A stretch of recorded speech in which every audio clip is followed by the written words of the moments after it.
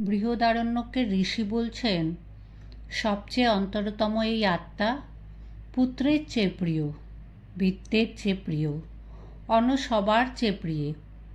একেই ভালোবাসার বস্তু বলে উপাসনা করবে। সংসারে দুটি জিনিস আমাদের বিশেষ প্রিয়, সন্তান এবং বৃত্ত, কিন্তু আত্মা এদের চেয়েও অনেক বেশি প্রিয়। যিশু বলেছেন, he that loved his father and mother more than me is not worthy of me. যেজন তার পিতামাতাকে আমার চেয়ে বেশি ভালোবাসে সে আমার যোগ্য ভক্ত নয়। তাহলে পিতামাতাকে কি অভক্তি করবে? নিশ্চয়ই না। উপদেশটির মর্ম, ভগবান আমাদের পিতার পিতা, মাতার মাতা। তাকে না ভালোবেসে পিতামাতাকে ভালোবাসা আসক্তির নামান্তর। আমাদের শাস্ত্রও তাই বলছেন। মাতৃদেব ভব, পিতৃদেব ভব, আচার্য দেব ভব, অতিথি দেব ভব। মাতাকে দেবতা জ্ঞানে ভক্তি করো, পিতাকে দেবতা জ্ঞানে ভক্তি করো, আচার্য দেবতা বুদ্ধি করো, অতিথিকে দেবতার সম্মান দাও।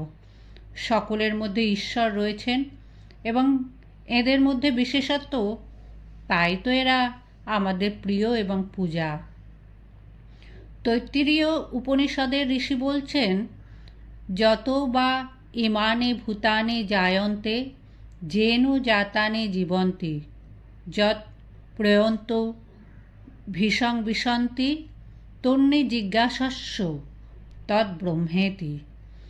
যার থেকে প্রাণীগণ উৎপন্ন হয়, যার শক্তিতে বর্ধিত হয় এবং দেহান্তে যার মধ্যে বিলীন হয়, তিনিই ব্রহ্ম। তাকেই বিশেষভাবে জানতে চেষ্টিত হও। তিনিই ব্রহ্ম, তিনিই ভগবান, তিনিই সব। সমস্ত জগৎ তার মধ্যেই রয়েছে, কিন্তু আমাদের চোখের ঠুলির জন্য তাকে দেখতে পাচ্ছি না। মায়া, মোহ, অজ্ঞান, চোখের ঠুলি, আসল জিনিস আমরা জানি না। কিভাবে আসল জিনিসের উপর টান আসবে তাই শেখাতে অবতার পুরুষগণ আসেন। ঠাকুর শিখিয়ে গেলেন অনুভূতি। তিনি নিজে অনুভব করেছেন। উপনিষদের প্রতিপাদ্য তার অনুভূতির দ্বারা পরিপুষ্ট হয়েছে। অনুভূতি বিনা কিছু হয় না। শুধু শাস্ত্র পাঠ করে যে জ্ঞান, তার কোনো মূল্য নেই। অনুভূতি বিনা ব্রহ্মজ্ঞান হতে পারে না। অনুভূতি বিনা ব্রহ্মজ্ঞান লাভ জলে প্রতিবিম্বিত গাছের ছায়াফল আস্বাদনের ন্যায় হাস্যকর। পুঁথি পড়া পণ্ডিতেরা শাস্ত্রের শব্দার্থ নিয়ে মাথা ঘামান আর ওই ধরনের অনুভূতি করেন। অনুভূতি কী জিনিস ঠাকুর তাই দেখিয়ে গেলেন। তার জীবনটি যেন প্রকাণ্ড একটা আলোক স্তম্ভ। আমরা অনেক সময় ভাবি শুধু অবতার পুরুষগণই অনুভূতি করেন, আমাদের জীবনে অনুভূতি সম্ভব নয়। তা যথার্থ নয়। তবে কাঁঠাল ভাঙতে জানা চাই। হাতে তেল মেখে নিতে হবে ভালো করে, যাতে আঠা না জড়ায়। নচেত তার মধ্যে বাস করেও, তার দ্বারা আবৃত থেকেও শুধু শাস্ত্রপাঠ করে অনুভূতি লাভ হবে না। চতুর্বেদ অধ্যয়ন করে পণ্ডিত হওয়া যায়, ব্রহ্মবিদ্যা লাভ হয় না। যেমন কড়াইয়ের মধ্যে থেকেও হাতা রসগোল্লার আস্বাদন গ্রহণ করতে পারে না, অনুভূতি বিনা ধর্মজীবন গঠিত হয় না। এই যে শ্রীরামকৃষ্ণ অবতার, পাছে লোকে বলে পণ্ডিত, তাই পুঁথি পড়া বিদ্যা শিখলেন না। আমরা প্রায় ধর্ম খুঁজি পুঁথি পড়া পণ্ডিতের কাছে, তাতে কাজ হয় না। বস্তুত ঠাকুরের জীবনই আমাদের পথপ্রদর্শন করে। তার ভাবধারার সাথে পরিচিত হলে, তার বাণী শুনলে আমাদের বিশ্বাস হয়, কারণ তিনি স্বয়ং অনুভূতি করেছেন। মাদ্রাজে একজন খুব বড় পণ্ডিতের সঙ্গে আমার দেখা হয়। তিনি বললেন, আমরা বিচার না করে কিছু মানি না, কিন্তু ঠাকুরের বাণী মাথা পেতে নিতে হয়। এই হলো অনুভূতির শক্তি। পেছনে সাধনা থাকলে এক কথায় বোঝানো যায়। অনুভূতির 3টি স্তর ঠাকুর বলেছেন। শ্রী রামচন্দ্র হনুমানকে জিজ্ঞাসা করলেন, তুমি কিভাবে আমাকে দেখো? মহাবীর বললেন, যখন আমার দেহ বুদ্ধি থাকে তখন আমি তোমার দাস, যখন আমি নিজেকে জীবাত্মা বলে মনে করি তখন আমি তোমার অংশ, এবং আত্মস্বরূপে আমি তুমি। এই আমার নিশ্চিত বুদ্ধি। ঠাকুর এই 3 ভূমিতেই দর্শন করেছেন। সে আস্বাদনে প্রকাশ হতো তার সমাধি অবস্থায়। তার যখন যে স্তরের সমাধি তখন সেই ভাবের কথা। তিনি সমাধিতে কখনো ওপরের স্তর থেকে নিচে নামতেন, আবার কখনো নিচের থেকে ওপরে উঠতেন। শ্রী মন্দিরে জগদম্বার কাছে মা ছেলে লীলা, মাকে খাওয়ানো, মার কোলে বসা এসব প্রত্যক্ষ করতেন। কেশববাবুকে একদিন মা ভবতারিণীর কাছে টেনে নিয়ে গিয়ে বললেন, সত্য বলছি, মায়েরই বলছি, তোমায় যেমন দেখছি মাকে তেমনই দেখি। কেশব, এই দেখো মা চিন্ময়ী, শ্বাস পড়ছে। প্রতিমার নাসার কাছে তুলো ধরে দেখালেন, নড়ছে। তিনি পারতেন, স্পর্শ মাত্র লোকের কুলকুণ্ডলী জাগাতে পারতেন।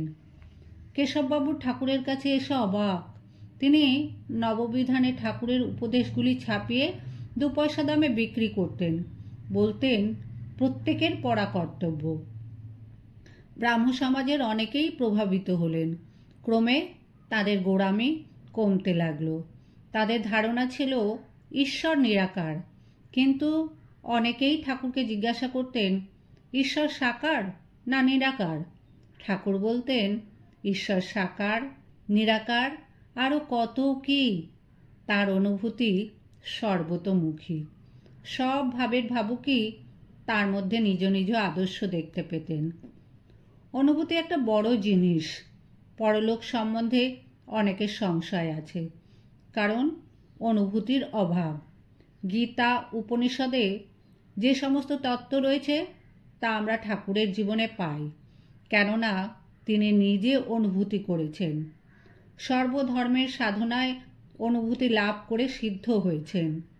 কর্তাভজা মত সম্বন্ধে বলতেন, এও পথ, তবে বড় নোংরা সাধন। যেমন পায়খানার মধ্য দিয়ে বাড়ির ভেতর ঢোকা। ইসলাম ও খ্রিস্ট ধর্মের সাধনাতেও সিদ্ধ হয়েছিলেন। নিজ সাধনলব্ধ অনুভূতির আলোকে ধর্মগত দ্বন্দ্ব চিরতরে মিটিয়ে দিয়েছেন। স্বামীজি একসময় ব্রাহ্ম সমাজের সদস্য ছিলেন। প্রথম দিকে তিনি প্রতিমা পূজা নিয়ে কত হাসি ঠাট্টা করতেন, যে জন্য ঠাকুর একদিন অতিষ্ঠ হয়ে বলেছিলেন, আর আসিস না। তাকেই পরে দেখি সাকারে দৃঢ় বিশ্বাস। ঠাকুরের ঘনিষ্ঠ সান্নিধ্যেই এটি হয়েছিল। শিকাগো যাবার আগে স্বামীজি আলোয়ার রাজ্যে যান। সেখানে 2-1 রাজকর্মচারী তাহার আহার ও বাসস্থানের বন্দোবস্ত করেন। প্রতিদিন অনেক দর্শনার্থী স্বামীজির কাছে আসতেন। তিনি ভজন শোনাতেন, সুন্দর গাইতেন। তার সংবাদ রাজ্যের সর্বত্র ছড়িয়ে পড়ল। দেওয়ানজির কানে গেল, তিনি খুব ভালো লোক। স্বামীজিকে দর্শন করে মুগ্ধ হলেন, তাকে বাড়িতে এনে রাখলেন। এদিকে আলোয়ারের মহারাজা কর্তব্য অবহেলা করে বিলাসিতার মধ্যে দিন কাটাতেন। দেওয়ানজির মনে হলো এই বিদ্বান সন্ন্যাসী রাজাকে সৎপথে আনতে পারবেন। ওই সময় মহারাজা রাজধানী থেকে দূরে তার উদ্যান বাটিতে ছিলেন।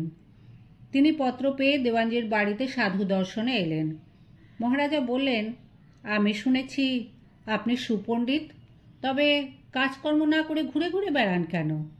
স্বামীজি প্রতিপ্রশ্ন করলেন, মহারাজ, আপনি প্রজা পালনে মন না দিয়ে শুধু সাহেবদের সঙ্গে শিকার করে বেড়ান কেন, বলতে পারেন? প্রশ্ন শুনে সবাই ত্রস্ত। মহারাজা কিন্তু একটু ভেবে শান্তভাবে বললেন, বোধহয় আমার ভালো লাগে বলেই এমন করি। স্বামীজি বললেন, আমারও ওই কথা। কথায় কথায় মহারাজা বললেন, কিন্তু কাঠ পাথরের মূর্তি পূজায় আমার বিশ্বাস হয় না। স্বামীজি বললেন, বেশ তো, আপনি পূজা প্রার্থনা করবেন যেভাবে আপনার বিশ্বাস হয়, তাহলেই হলো। দেওয়ালে মহারাজার একখানা পেন্টিং ছিল। কথাবার্তার মধ্যে স্বামীজি সেটি চেয়ে নিয়ে হাতে রেখে উপস্থিত সবাইকে বললেন, এখানে কেউ আছেন এই ছবিখানার ওপর থুতু ফেলতে পারেন? সবাই শিউরে উঠলেন। দেওয়ানজি বললেন, বলেন কি স্বামীজি? তখন স্বামীজি বললেন, দেখুন মহারাজ, এই ছবিতে ক্যানভাস আর রং ছাড়া তো কিছু নেই, শুধু আপনার প্রতিকৃতি বলেই এর এত মর্যাদা। এরা সবাই এই ছবির মধ্যে আপনাকেই দেখছেন। তেমনি আমাদের মূর্তিগুলি শ্রী ভগবানের প্রতীক। ভক্তেরা তো আর কাঠফাতর মনে করে পূজা করে না। মহারাজা বলে উঠলেন, স্বামীজি, সত্যই আজ আপনি আমার একটা মস্ত ভ্রম দূর করে দিলেন। তার চোখ খুলে গেল। তিনি স্বামীজির আশীর্বাদ প্রার্থনা করলেন। রামবাবু, গিরিশবাবু এরা প্রথম থেকেই প্রচার করতেন ঠাকুর অবতার। কাশীপুর বাগানে ঠাকুরের মহাসমাধির 3-4 দিন পূর্বে স্বামীজি ভাবছেন, আর তো একে পাবো না, কে ইনি? পরিচয় না দিলে যে মহা সংশয় থেকে যাবে। ঠাকুরের বিছানার পাশে বসে যেই ওই কথা ভেবেছেন, অমনি ঠাকুর নিজেই বলে উঠলেন, এখনো সংশয়? যে রাম, যে কৃষ্ণ, ইদানে সেই ভক্তের জন্য রাম ও কৃষ্ণরূপে অবতীর্ণ হয়েছে, তবে তোর বেদান্তের দিক থেকে নয়। ওই দিন থেকে স্বামীজি ফার্মলি কনভিন্সড হলেন। অনেক দিন পরের ব্যাপার। স্বামীজি একদিন বেলুর মঠের বারান্দায় পায়চারি করছেন আর গাইছেন, মা কি আমার কালো রে।